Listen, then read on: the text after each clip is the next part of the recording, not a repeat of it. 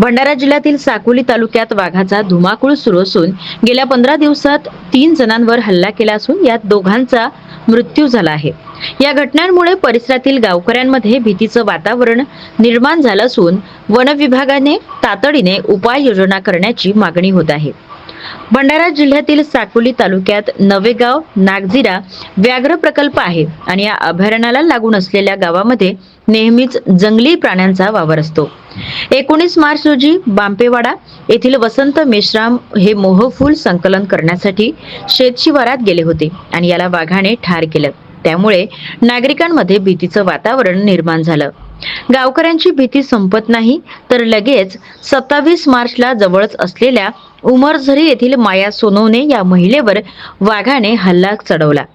महिलेने आरडाओरड केली असता गावकरी धावून आले, पण महिला गंभीर जखमी झाली होती।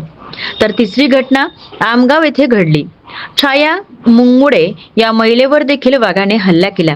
दोन्ही महिलांवर नागपूर येथे उपचार सुरू असताना माया सोनवणे या महिलेचा मृत्यू झाला आहे, तर छाया मुंगमुडे अजूनही मृत्यूशी झुंज देत आहे।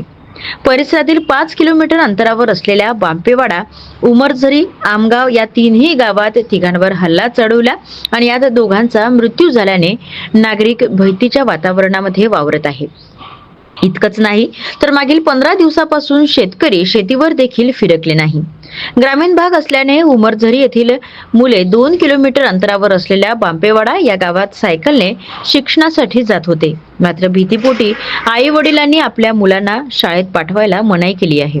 तसेच येणाऱ्या 3 दिवसात वन विभागाने वाघाला जेरबंद केले नाही तर मोठं आंदोलन करून वन विभागाच्या संपूर्ण चौक्यांवर गावकरी ताबा घेतील अशी भूमिका नागरिकांनी घेतली आहे। माझे पूर्ण नाव कविता देवदास पर्वते। आम्ही मुक्काम शिवणटोला उंबरझरी येथील महिलांना, सगळ्या महिलांना आमच्या भीती वाटत आहे शेतामध्ये जायसाठी आणि मिरच्या तोडायला जात नाही आहे ह्या वाघाच्या भीतीमुळे, आणि कुठं वावरामध्ये जात नाही आहे। आमचे पती आज गेलेले होते वावरामध्ये, तर आपला मक्का रोवला आहे 3 एकराला, तर ह्या वाघाच्या भीतीमुळे आमचा मक्का खाल्लेला आहे रात्रीच्या वेळेला। म्हणून ह्या वाघाची दक्षता घ्यावी आणि ह्या वाघाला पकडून आपल्या कब्जामध्ये टाकावे। आणि माझे नाव मनोज गोविंदाजी बोरकर, उंबरझरी। काय सांगाल, वाघाच्या धुमाकूळ किती दिवस झाले? वाघाचे धुमाकूळ सर जवळपास आता 15 दिवस झाले आहे आणि 16वा दिवस।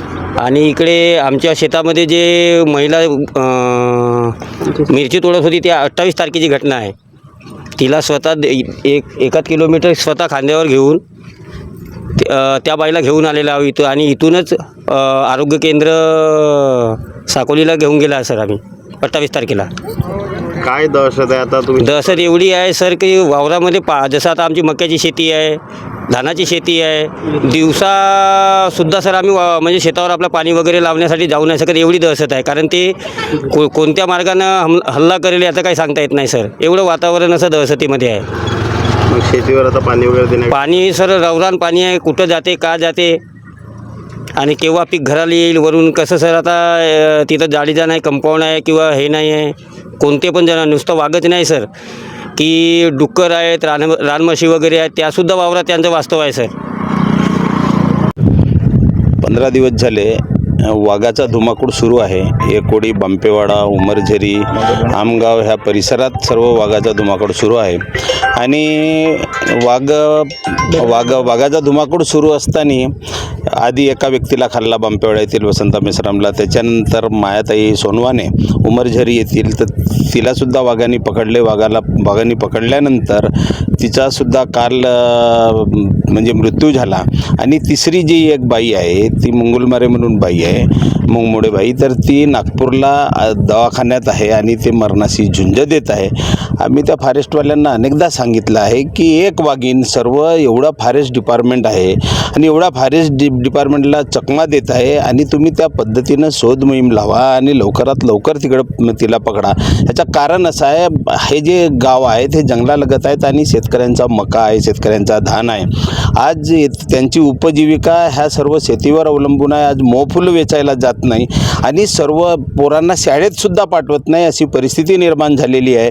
सर्व दहशतीचं वातावरण निर्माण झालेलं आहे आणि ह्या दहशतीच्या वातावरणातून यांना मुक्त करणे हा अतिशय महत्त्वाचा आहे. हे सर्व काम फॉरेस्टवाल्यांचे आहे आणि त्यांना आम्ही अल्टिमेट दिलेलं आहे. जर 8 दिवसात मागे आम्ही रस्ता रोको केलो, त्या रस्ता रोकोत सांगितलं की 8 दिवसात तुम्ही वाघिणीला पकडले नाही तर आम्ही फार मोठं आंदोलन करणार आहोत. परंतु आता 15 दिवसावर ही गोष्ट येऊन ठेपलेली आहे. अजूनपर्यंत त्या वाघाला पकडलेलं नाही. काल मी त्यांना फॉरेस्टवाले आले होते, पोलीसवालेसुद्धा आले होते, त्यांना मी सांगितलं आहे जर अजून 3 दिवसात त्या वाघिणीला पकडलं नाही तर आम्ही तुमच्या ज्या फॉरेस्टचे जेवढे काही इकडे क्वार्टर असतील ते सर्व क्वार्टरच उद्ध्वस्त करून टाकू आणि ते आमच्या ताब्यात घेऊ. कारण विषय असा आहे की हा जंगल जो आहे तो दुचन जंगल होता आणि आमच्या बापाचा जंगल आहे, मालगुजारी जंगल आहे. यांनी आता वाईल्ड लाईफवाल्यांनी आपल्या ताब्यात घेतलं.